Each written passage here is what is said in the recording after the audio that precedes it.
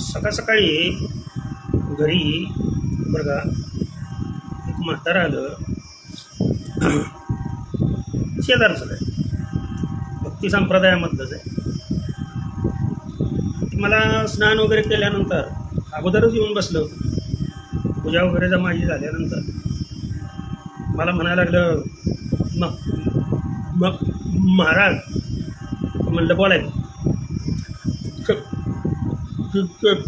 जगद्गुरू म्हणजे हे मी बोलता येईल नाही. तुकाराम महाराज, स्त्रियांचा तो संग नको नारायण असे म्हणतात. तुम्ही कसं महिला कीर्तनकारा पाहिजेत म्हणून बोलताय. हसू येईल तुम्हाला, परंतु ही सत्य परिस्थिती. सकाळी सकाळी बरं म्हणलं महाराज, याच्यावर व्हिडिओ तयार केला का नाही म्हणजे तुम्हाला पाठवतो म्हटलं. काय संत महात्म्यांच्या शब्दांचा अर्थ तुमच्या लक्षात येणार नाही म्हटलं लगेच. काय म्हणलं सांगतो मी तुम्हाला, येऊन सांगतो घरी आहे. बर राय म्हण. काय सांगितलं?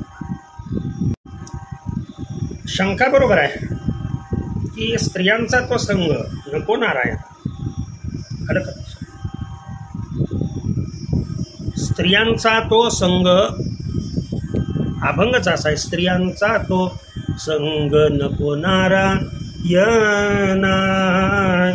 स्त्रियांचा तो संग नको नारायण. काष्टाया पाषाण मृत्तिकेच्या, काष्टाया पाषाण मृत्तिकेच्या.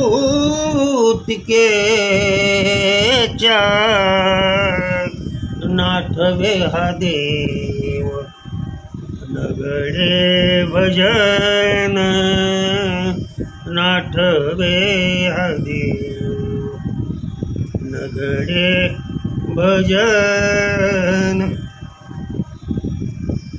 बरोबर आहे. जगद्गुरू तुकारामांचं हे प्रमाण आहे बघा. आणि हे प्रमाण मला ते म्हातारं सांगायला लागलं. बाबा त्यांना मी काय सांगितलं का, मला हे सांगा, स्त्री असो अथवा पुरुष असो, जेव्हा तुळशी माळ गळ्यामध्ये परिधान केली जाते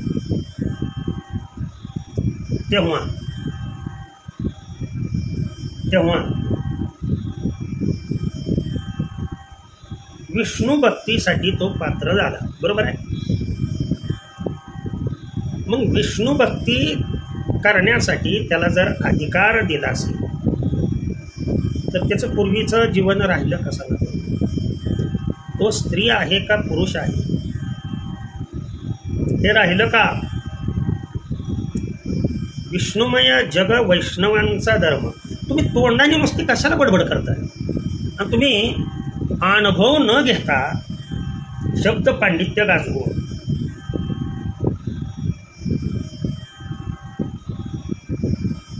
शब्द पांडित्य बी गाजवू द्या, परंतु त्याला काहीतरी अर्थ असला पाहिजे. आपणाला त्याचा अर्थ महाराजांनी असं का म्हटलेलं असावं, आणि तुम्ही तर महाराज असं सांगताय व्हिडिओ. कोण झाला तो, स्त्री किंवा पुरुष कोण झाला? बाह्य लक्षणाने का होईना, बाह्य लक्षण काय बाह्य लक्षण? जगद्गुरू तुकोबाराय म्हणतात बरं का, गोपीचंदन ओटी तुळशीच्या माळा, गोपीचंदन ओटी तुळशीच्या माळा, हार मिळविती गळा रे, हार मिळविती गळा रे. टाळ मृदंग घाई पुष्प वर्षाव, टाळ मृदंग घाई पुष्प वर्षाव, अनुपम्य सुख सोहळा रे, अनुपम्य सुख सोहळा रे, खेळ मांडियाला वाळवंटी घाई, नाचती वैष्णव भाई रे, खेळ मांडियाला वाळवंटी गाई, नाचती वैष्णव भाई रे. मग ही जर बाह्य लक्षणं असतील, काय ही जर बाह्य लक्षणं असतील, लक्षात ठेवा, तुळशी माळ गळा घातल्यानंतर वैष्णवांची ही जर बाह्य लक्षणं असतील तर हळूहळू त्यांच्या मुखातून नामस्मरण हे बाहेर पडेलच ना. म्हणजे पुरुष असो अथवा स्त्री असो, गुरुनी तुळशी माळ गळ्यामध्ये घातली, तिथे तिच्याकडे पाहण्याचा स्त्रीत्वाचा आणि पुरुषाकडे पुरुषत्वाचा गुणधर्म तिथे संपला. किंवा नवीन जन्म झाला, वैष्णव झाला, स्त्री असो पुरुष असो, तो भक्त झाला. आलं का लक्षात? आणि भक्त ऐसे जाणार जे देही उदास, ज्यांना या देहाचं देणं घेणं नाहीये. ध्यानात आलं का तुमच्या? इथं वैष्णव महिला कीर्तनकार असं जगद्गुरु तुकोबारायांनी कुठेही म्हटलेलं नाही. स्त्रियांचा तो संघ नको नारायण. मग तुळशी माळ घातल्यानंतर तिचं स्त्रीत्व राहतच नाही, पुनर्जन्म होतोय. लक्षात ठेवा, वैष्णव होतोय, भक्त होतोय, विष्णूचा भक्त होतोय. एवढं किरकोळ अर्थ तुम्ही महाराजांच्या बोलण्याचं घेता का? महाराजांचं धन आहे ते लक्षात ठेवा. शब्द आम्हा घरी हेची धन, अभंग पाहून घ्या तो सांग. मग या धनाचा दुरुपयोग तुम्ही करताय का?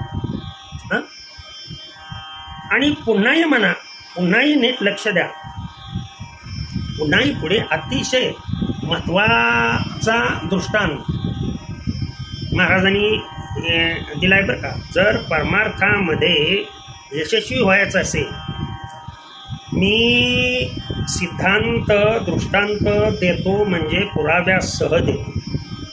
इथे स्त्रीचं स्त्रीत्व संपलं म्हणजे त्या तिच्याकडे पाहताना वैष्णव महिला कीर्तनकार म्हणूनच पाहावं लागेल का स्त्री म्हणून पाहणार तुम्ही? आणि स्त्री म्हणून जर पाहत असाल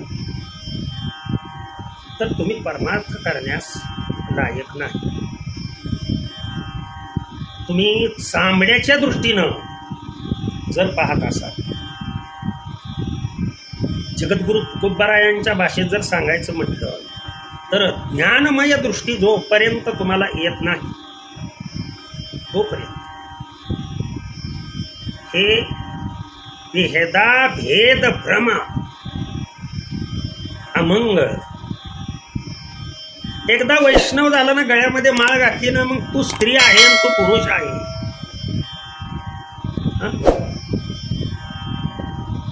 अरे कुठं प्रश्न राहतो? बोला ना. तुम्ही पंडित आहे का पडित आहे हे मला नाही माहिती,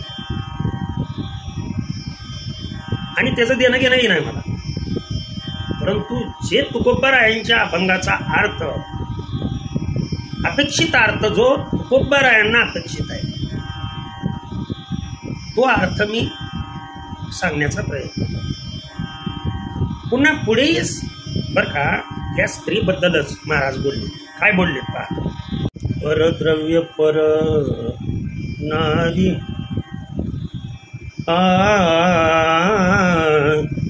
परद्रव्य पर नारी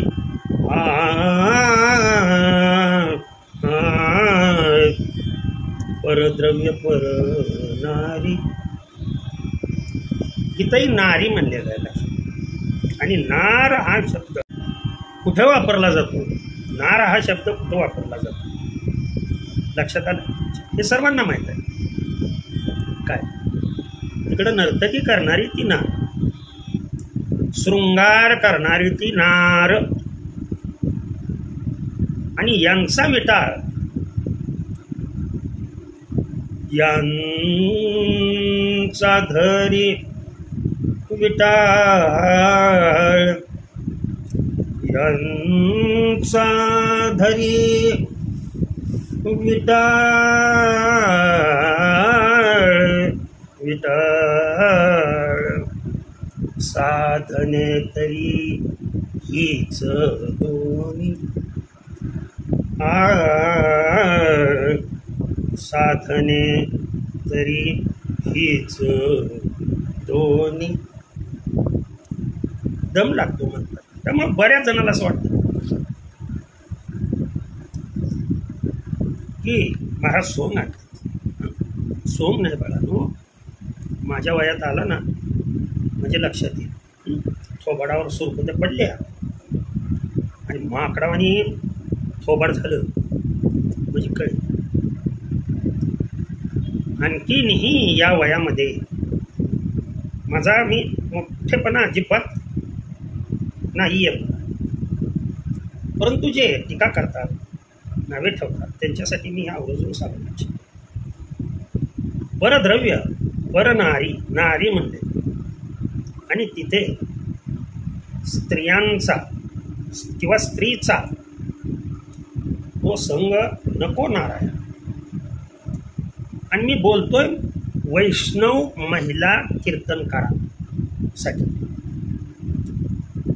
की हे भ्रष्ट नाही, यांच्यामुळे समाज सुधारला तर सुधारू शकेल. लक्षात ठेवा, वैष्णवामुळं, मग ते पुरुष असो स्त्री असो, मी वैष्णवांना किंमत देणारी व्यक्ती आहे. आलतू फालतू गळ्यामध्ये माळ नाही, काय माहीत नाही, देवाबद्दल काय कल्पना नाही, कधी वाचन नाही, कधी नामस्मरण नाही, उगा पारावर बसून गप्पा मारल्यासारख्या उगा कमेंट्स करायच्या. राग नाही मला, परंतु आपण किती मूर्ख आहोत हे कमेंट्समध्ये तर दाखवू नका ना. आणि मी म्हणण्यापेक्षा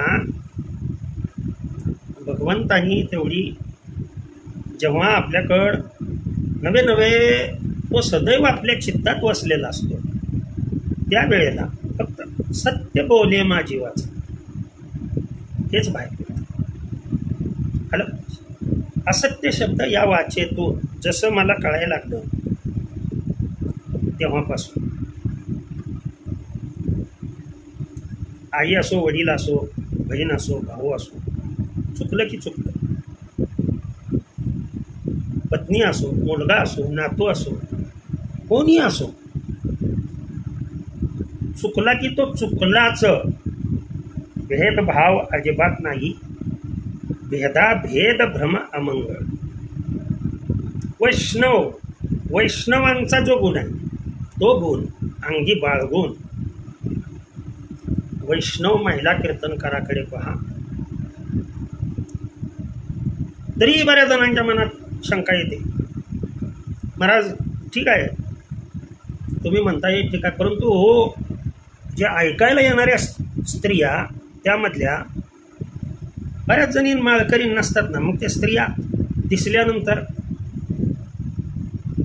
अहो इथे हर घडीचं हर प्रश्नांचं उत्तर तुमच्या गात्यामध्ये आहे बरं, जगद्गुरु तुकोबारायांच्या गात्यामध्ये. म्हणून तर म्हटलं माता सुधारायचं असेल तर गाता पहा. महाराज म्हणतात परावी या नारी माऊली समान. आपल्यापेक्षा थोर असणाऱ्या, लक्षात आलं का? ही संतांची शिकवण आहे, ही माझ्या छत्रपती शिवाजी महाराजांची शिकवण आहे महाराष्ट्राला. आलं का लक्षात? महाराष्ट्र संतांची भूमी आहे, छत्रपती संभाजी राजांची भूमी आहे, छत्रपती शिवाजी महाराजांची भूमी, ही भूमी अशीच राहू द्या. ती भूमी तशी राहण्यासाठी आपल्या ज्ञानमय दृष्टीने पहा.